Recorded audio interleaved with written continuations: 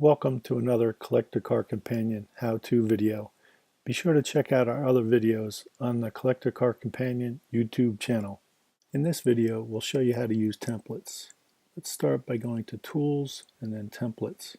When you signed up for Collector Car Companion, we preloaded 2 generic templates into your account. Templates are used to automatically generate the groups in a new project. We'll show you that in a minute. For this generic template, you'll see a number of groups that have been predefined.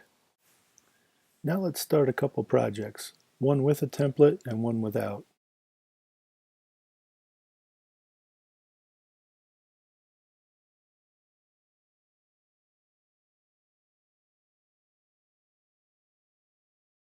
Okay, in the first project that I created without using a template, you'll see there are no groups defined in the phases. I'll have to go and add those manually.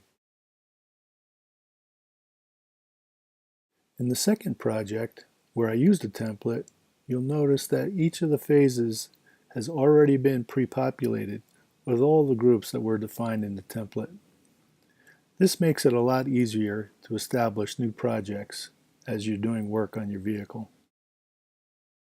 Over time, you'll want to replace these generic templates with ones of your own.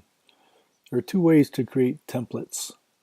First, you can click the Add button here and manually create a template.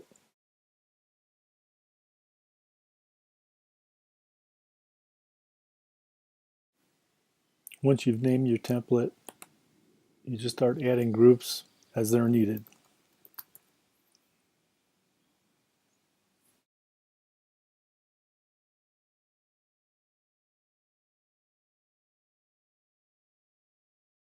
And now you can use this template when creating a new project. The other way to create a template is with an existing project. Just right-click on the project name, select Make Template, and you can then automatically create a template with the same groups that were defined in that project. This is a quick and easy way to make a template out of a project that you previously completed. Finally, there are ways to share and use shared templates.